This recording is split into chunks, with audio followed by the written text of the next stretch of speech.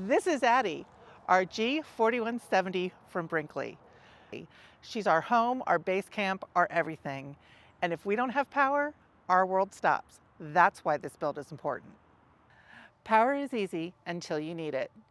Today we're starting a series called Powering Addie, where we're going to break down how we build a reliable solar system for our Brinkley G4170. Take me to the place where I come from, the only place where I really belong. Take me 'cause this voyage seems so long. Back to you. Ooh.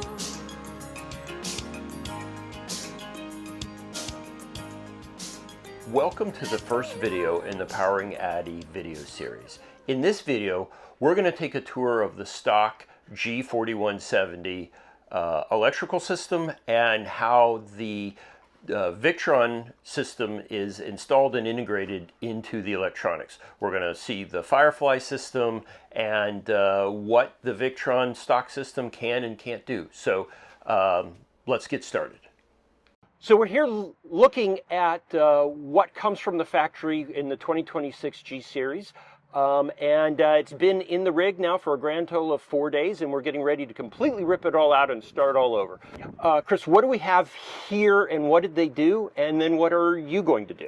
Okay, so it looks like the factory has installed a 200 amp hour lithium iron phosphate battery.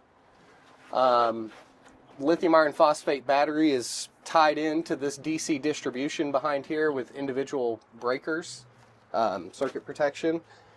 From there, things are going up to your factory Victron MultiPlus inverter. All right, we've got a factory installed Victron 123,000 MultiPlus.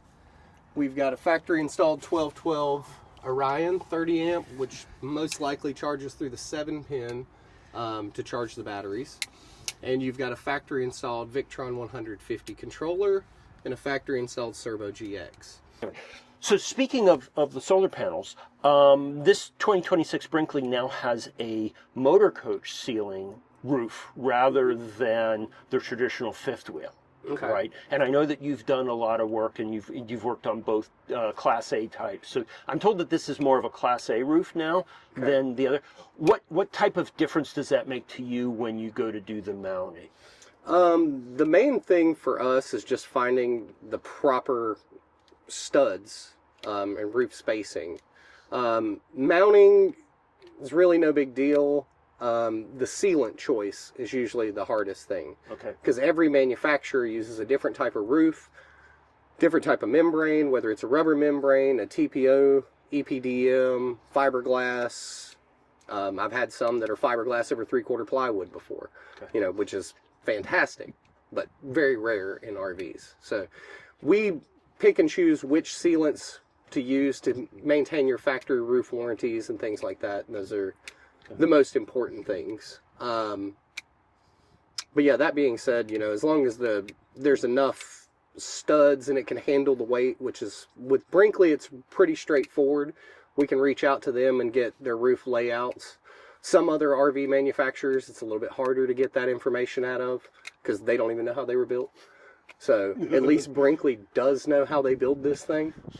So that's a positive for us. And it just allows us to make sure everything's nice and safe and clean and the weight's equally distributed throughout the roof, those kind of things. Okay, cool. Well, we will get some photos of the roof when you go to do that. I'm excited to be using my drone for that. So we'll get some drone footage. So I don't know if you've ever seen one of these types of transfer switches. So these have a logic controller built into them. So what this does, it's got CTs right here. And basically, this thing is telling the vehicle whether it's on a 50 amp shore or a 30 amp shore power or a 20 amp, because it's monitoring, it's got voltage sensing lines, and it's got CTs to monitor what comes in and out of the switch. Okay. So these can be a little tricky sometimes when we're doing what we're doing, because the way this system is set up, it's either shore power on one, contactor, generator on the other. The way the vehicle is set up, your inverter is just essentially running a few circuits. Right. But it's not coming through here. And we can verify that since I'm going around and touching things. Will you hand me my meter? And just make sure that there's no power going through it, because I'm putting my hands all in the switch. But it shouldn't be, because none of the contactors are actually engaged right now. Right. So, but with anything electrical, we always have to check and make sure so we don't accidentally shock ourselves. So we'll just check from this side. We've got 0. We've got 0 here, and we've got nothing in the output. Well, 0.16. It's just probably on the wire itself that you're reading.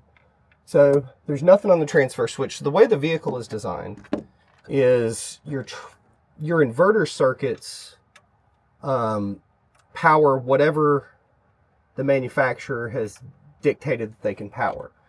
What they don't design these systems to do is for the inverter to be able to run and control all power, so all your air conditioners and everything.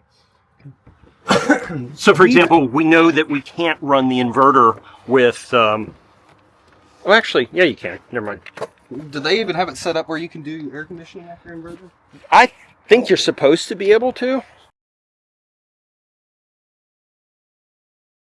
Yeah. So now what we need to do is go inside and look at the main panel. Okay. We need to see where the power is coming in. Okay.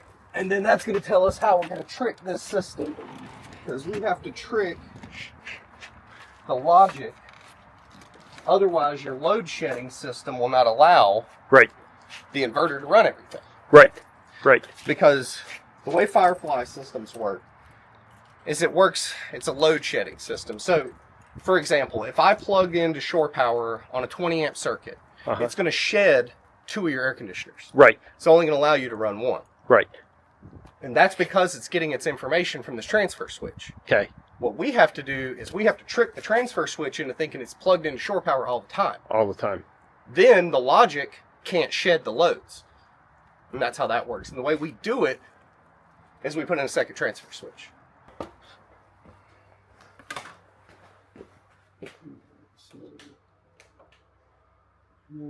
There's your 50s. So, all right, you see how they're doing this? So, what they've done is they've split your panel. Right. So, this is essentially your main panel. Mm-hmm. This is only active when shore power is active. And all these circuits down here are active off of the inverter. And we're going to get into here. And we're going to verify that. So if I'm reading that right, that says that the bedroom and the main AC are only available, and only the garage AC is available off of the inverter? Garage AC. That's it, just the garage AC. It's the only thing that's on the inverter. Everything else, main air conditioner, bed air conditioner, all that's on shore. Interesting. So you really, now you can run the fans for those, but the compressor will never kick on. Right, well that's what I found when I was running the, it kept doing load shedding off of the Firefly panel kept heat saying pump. shed on it. Yeah, off of the heat pump. Yeah. And that's what it is. Alright, so what you have here is, this is your main panel. So essentially all these breakers are coming from shore through the double pole 50 amp and then through these breakers. This is your main neutral bar. There's a common ground bar because you can see they actually bonded the ground bar right here with this. Okay. So we can just make sure that's common. So we'll just go here. And that's what that bonding bar right there is doing. What it's not doing is your neutrals are not bonded. Right. So essentially this is a main panel and a sub panel in one. Okay. So what we have to do, and if you look here, so if we just check voltage, right now your inverter is probably outputting 120 volts, somewhere over here. So everything on this panel should have power. If I can get to the breakers. Oh, are they using this bar? No. Where's it at? There's 119 there. There's your 30. Okay, so let's look back at this, because it seems like even part of that panel, yep. So what's happening is this is actually the only things that are allowed on the inverter side. From inverter sub panel. Okay. Yeah, from inverter. So these outlets, bathroom, garage, air compressor, and fridge, that's the only thing that's actually on it. This is still tied in with this. Okay. So that's what we're seeing here. So even though they had a 3 kVA inverter, They're not even attempting to run the air conditioner. It was never designed that way. and that 3 kVA even derated at 1 point to 1.7 would run one of the air It conditioners. can. Yeah, absolutely. Okay. Yeah. And we have customers all the time that can run their whole fifth wheel off of 1 3 kVA inverter. Right. They just have to learn how to balance their loads. Right. But as a manufacturer goes, they don't want the consumer to Right. do what you're about to do. Right. Because they only put in X amount of battery. Right. So, for example, you've got one 200 amp hour battery. If you were running the air conditioner, 40 minutes. an hour and a half maybe. Okay. You know, and that's at full load, 110 degrees outside, Right. 90% humidity. Right. Maybe an hour and a half of runtime. And then the battery's completely dead. So they don't want their customers to get in that situation. So that's why your panel was never set up to even run an air conditioner. Okay. And even if, like, here's another thing. Even if I just pulled this main air conditioner breaker from here and just moved it over to the sub panel side, even if we just did that right now, that air, it would still never run it because the transfer switch doesn't know that it thinks there's no power. Right. That's going through RVC to your Firefly system, and the Firefly system pulls the DC power that activates your compressor. That's how it sheds the load. So That's why when it was shedding load, it was running the fan but not engaging the heat pump. correct, because it's looking for a relay to be activated to say, okay, now the 120 volts can go through it. But if that's not getting a signal from the transfer switch, it's never going to unshed that load and allow the compressor to kick on. Right. So that's why we have to go in and trick the transfer switch to thinking Okay. everything that we've done is basically shore power. So from now on, when you look at your Firefly system, it'll just say 50 amp shore power all the time. Got it. It'll never know any difference. Okay. So I know this video was a little more technical than most of our videos, but I hope that you found it interesting, especially if you're thinking about upgrading your solar in your Brinkley G, or if you're interested in how the system was designed. We have 2 more videos coming in the Powering Addy series. The next video is going to be talking with Chris, doing the design work and the architecture, what we were looking for, what our concerns were, and how he met them and mitigated our concerns. And then the 3rd video in the series is going to be the actual build, running wires, ripping things out, putting new in. So if you're interested in seeing those and more information on this topic, make sure you hit the subscribe button so that you're notified. Likewise, we'd appreciate a like on the video.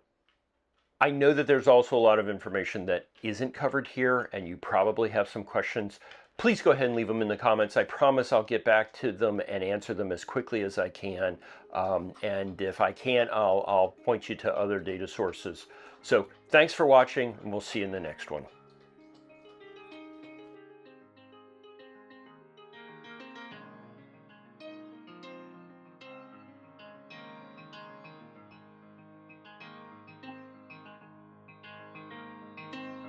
I've been so many places, I've seen them all with open eyes.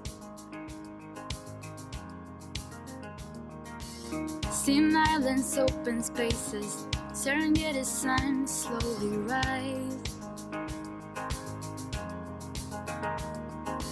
All these memories, I hold them near me when I sail the Aegean Sea. There's one place for me. Take me to the place where I come from, the only place where I really belong. Take me 'cause this voyage seems so long. Back to you. Ooh.